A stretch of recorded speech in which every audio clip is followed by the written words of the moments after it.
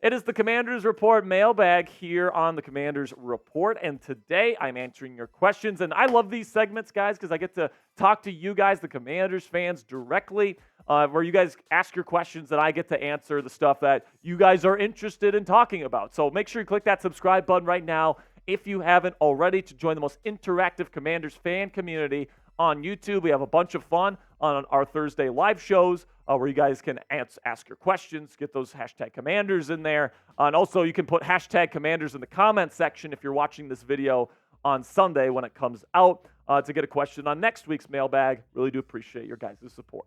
Okay, I'll pause and open up for questions. First one's from Jonathan Taylor. Says, hashtag Commanders, would you want the Commanders, quote-unquote Redskins, to sign Bakhtiari, Howard, Gilmore, Ogbah, I think is what he wants, Emmanuel Ogbah, the edge rusher. Rate them 1 to 4 on who you most want them to sign to lease. So I'd probably say Stephon Gilmore 1, because he would pretty much fix the problem that you have in the cornerback room right now. You feel a lot better about that room with Gilmore. Number 2, I'd go with David Bakhtiari, because if he's healthy, he fixes your problem at left tackle, and with Jayden Daniels, rookie season, you want to protect him.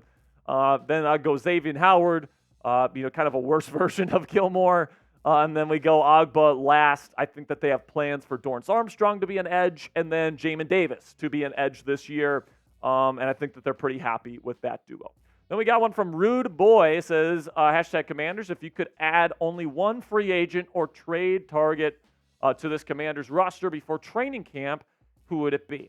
There's a lot of guys I'd like to add to this roster, if I'm being honest with you, but if I had to pick one, Stephon Gilmore.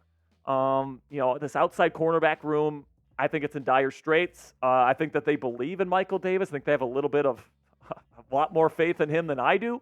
Emmanuel Forbes is going to have to take a big leap to be a legitimate corner this year, because he was not that last year. Benjamin St-Juste, he's got some potential. He's got long arms and a big frame, but not the fastest guy in the world.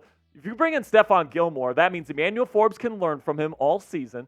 He's somebody that's been in this defense. He can teach this defense in the way, Dan Quinn and Joe Witt Jr. want it run to these younger corners. And Emmanuel Forbes is a number 2 corner instead of being asked to be a number 1 guy this year. I like him a lot better in that role. And if he stinks, then, Benjamin St-Juste and Michael Davis are pretty decent number 2 corner options. So I think that probably Stephon Gilmore is my guy. But let me know down there in the comments section who's the number 1 player, number 1 free agent or player to trade for that you would want the Commanders to sign or trade for this offseason. It's going to be the pinned comment on today's show. So YouTube's going to throw you an ad break here in just a couple of seconds. And when that happens, take advantage of that time by answering today's pinned question. Got one from Demarius Young here. What's up, Demarius? Says, what's the chances the Michigan cornerback Mike Sainristil played outside corner? Not very good, man. Especially in this aggressive style defense where they're going to want them to play press a lot. They're going to want them in man coverage. I think Sainristil could survive on the outside in like a Fangio-style system. Like if Jack Del Rio and Ron Rivera were still here playing that off-zone, quarters coverage, off coverage type defense, I'd say Sainristil could play on the outside. But in this defense, I don't see Sainristil playing outside. I just don't think he has the frame to do it. And I think he's definitely much more suited to play in the slot. That's why he played so well that last year in Michigan. I don't think you want to take him away from the slot. Then we got one from JG. It says, will Jayden Daniels set a franchise QB records for QB? He's going up essentially against RG3, right? So, it's going to be close. I think it's going to be close, okay? Now, RG3 had a special rookie season. He really did. I think he's going to come close. You know what? Screw it. Yes, Jayden Daniels will be the best rookie quarterback in the history of this franchise. You got to believe it. All right, now speaking of Jayden Daniels, you can get his jersey right here from our friends at Fanatics when you use our link, chatsports.com/Daniels. I'll put that link in the comments and description of today's show. You click that link and you make a purchase. Fanatics is going to send us part of the proceeds from your order, so really do appreciate your support. If you're planning on getting a Jayden Daniels jersey from like the Commanders Pro Shop or something like that, but you want to help out the channel, this is your opportunity to do so. You get a really high-quality jersey from our friends at Fanatics, and you get to help out the channel with your purchase. Just go to chatsports.com/Daniels and make a purchase today. We got one from Jasmine Gray. What's up, Jasmine? Says, tell Forbes to eat something and put on some weight. He needs to stay healthy. Yeah, and that's another concern with Emmanuel Forbes. We've talked a lot about on the show about Forbes and, his lack of size and, that concern. And this is a concern I had with him coming out of college. And I told folks, I said, this could end up being an issue of his heading into the league. And it turned out I was 100% right about that. It's the reason why I wanted this team to take Christian Gonzalez over him in the draft. But, and that's passed. So we have Forbes on the team. Now what, right? It's about getting him up to size, getting him as big as he can. And then hopefully he can keep that, the athleticism and the instincts and the long speed that he currently has at his current frame. It seems like he's trying to put on weight this year, but honestly, it doesn't look like he's much bigger. So I'm worried about him. I'm hoping that he, really shows out this year. But the lack of size is definitely a concern. Then we got one from Johnson Fools. Says, what are some things Kliff Kingsbury can do schematically to alleviate the effects of a below-average offensive line this year? Really good question here, Johnson Fools. So some things that you can do. Quick game, okay? You can get the ball out of the hands of the quarterback quickly. You can have quick design concepts. Screens, I expect to see a lot of screens on first and second down for the Commanders this year. Kliff Kingsbury went to it a lot in Arizona with Kyler Murray. It was kind of their bread and butter on early downs. So I absolutely expect that to be the case this year, getting the ball in the hands of Terry in space and Jahan, some guys that can move with the ball in their hands. And then also, the quarterback run game. And I think that's another thing that you can do because, what the quarterback run game does and what having a guy like Jayden Daniels does for your offense is it gives you another rusher for the defense to account for in the run game. It gives you a numbers advantage.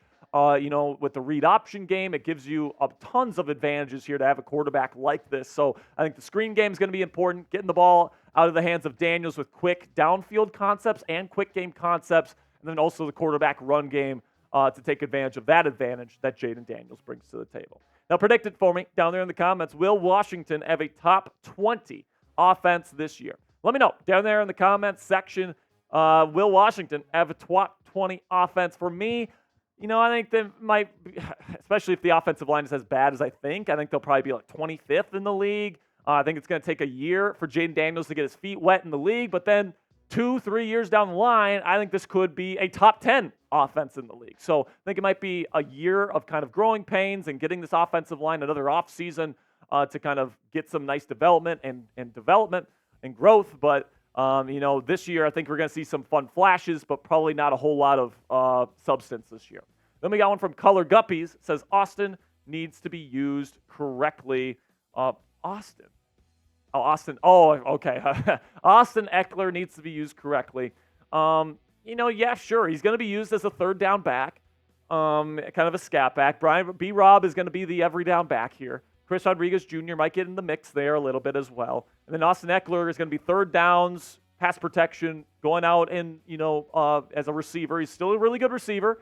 Still runs really crisp routes, but he lost a bit of his speed last year with LA. And that was big for him and the big reason why he dropped in production. So hopefully they use him correctly. I'm really hoping that we can see Eckler have some success this year and hopefully get into the end zone a couple times as well.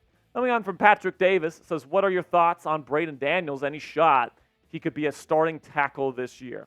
Is it possible? Sure. The old regime drafted him for a reason. Very raw, but he's got the physical tools. Great athlete. He could play tackle. He could play guard. We'll see where he fits in, if he's any good at all. He's one of the more physically talented players on the roster at this position. So I'm hoping that he kind of comes out and shocks the world. But he was raw coming out last year. He missed the entire season with, I believe, a shoulder injury. So hopefully he comes back and shows out and develops and all that great stuff. But I'm not necessarily expecting Braeden Daniels to light the world on fire this year.